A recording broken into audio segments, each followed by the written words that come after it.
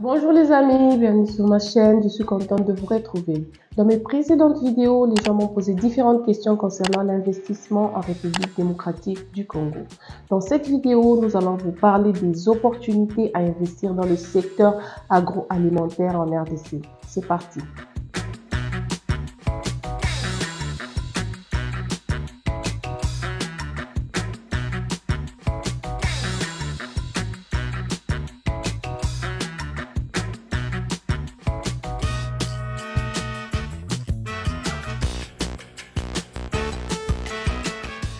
Il est vrai qu'il y a une forte croissance démographique en RDC et plus de la moitié des denrées alimentaires sont importées de partout à travers le monde. Avec ces terres arables, la RDC devait exporter plusieurs produits agroalimentaires à travers l'Afrique et pourquoi pas le monde. Si on doit parler des chiffres, la RDC dépense plus de 2 milliards de dollars américains chaque année pour l'importation des produits agroalimentaires. Tenez, en 2020, la RDC a importé en valeur d'argent 175 millions de dollars américains pour le poisson, 145 millions de dollars américains de viande de volaille, 96 millions de dollars américains de céréales, 45 millions de dollars américains de viande de bœuf et 33 millions de produits laitiers. Et j'en passe. La RDC a des ressources agricoles abondantes. Elle dispose de 80 millions d'hectares de terres arables et 4 millions d'hectares de terres irrigables. Pour mettre tout ça dans le contexte, la superficie des terres arables du Congo est plus grande que la superficie de la France entière. Mais 1% seulement de ces terres est cultivée et le reste, il n'y a rien du tout. Dû à la croissance démographique, la RDC a un marché local en expansion.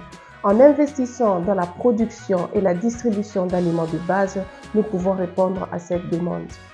Le marché local n'exclut pas la possibilité d'exporter. Comme vous le savez bien, l'Afrique est un grand continent où l'autosuffisance alimentaire est un grand défi. Donc ce ne sont pas les débouchés qui manquent. Partageant les frontières avec 9 pays d'Afrique, la RDC est un point d'accès stratégique pour les marchés régionaux. Les entreprises agroalimentaires peuvent tirer parti de cette position géographique pour exporter leurs produits vers les pays voisins. Très souvent, l'Afrique est connue comme exportateur des produits bruts. Pour maximiser les recettes, il faut penser à la transformation des produits agricoles sur toute leur chaîne de valeur. Par exemple, le café torréfié, le cacao en chocolat, le manioc en farine, les fruits en jus et beaucoup d'autres. Ces produits transformés permettront à la RDC de profiter de tout son potentiel. Le gouvernement congolais et des partenaires étrangers ont investi dans les infrastructures telles que la construction de nouvelles routes, des sous-stations électriques et des infrastructures aéroportuaires.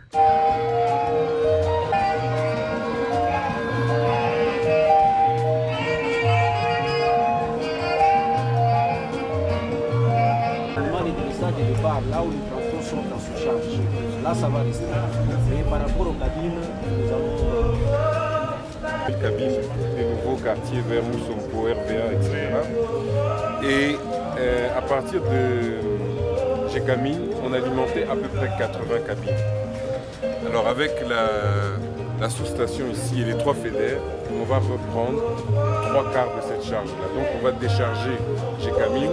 Et comme disait maman gouverneur, on va voir maintenant une sécurité N-1. C'est-à-dire quand il y a des problèmes à Gécamine, on peut alimenter ici. Et à terme, avec la construction de la sous-station Bazano, à ce moment-là, on aura une triangularisation et donc une stabilisation de la tension sur le réseau 30 kV et puis le 6.6. Renforcement des liens économiques, la Chine et la RDC ont officiellement lancé la construction d'une sous-station électrique de 220 kV dans la capitale Kinshasa. La station de Kinsuka sera le premier réseau de distribution automatisé en RDC.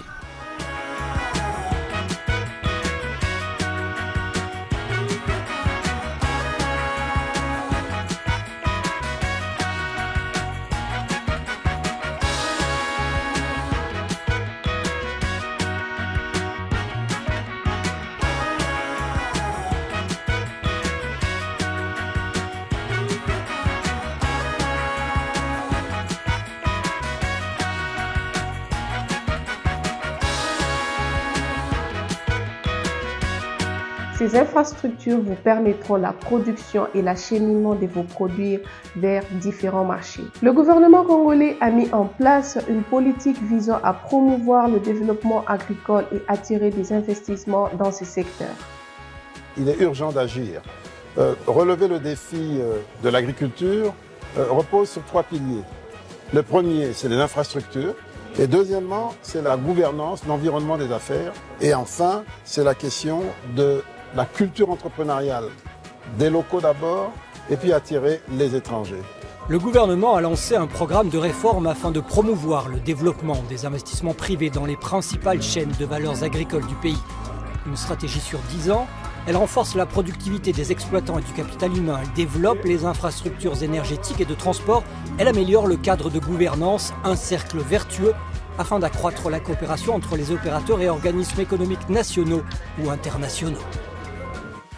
Cette politique contribue à renforcer la sécurité alimentaire du pays en augmentant la production locale des denrées alimentaires essentielles.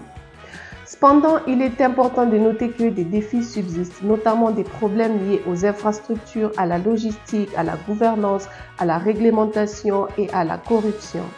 Pour réussir dans ce secteur en RDC, et si vous vivez à l'étranger, il est essentiel de mener des enquêtes approfondies et raisonnables et surtout de collaborer avec un partenaire local.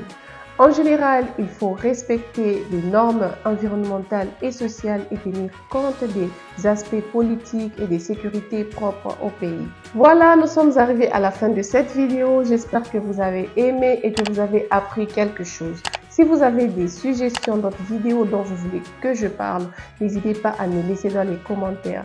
Merci de vous abonner, de partager. À la prochaine.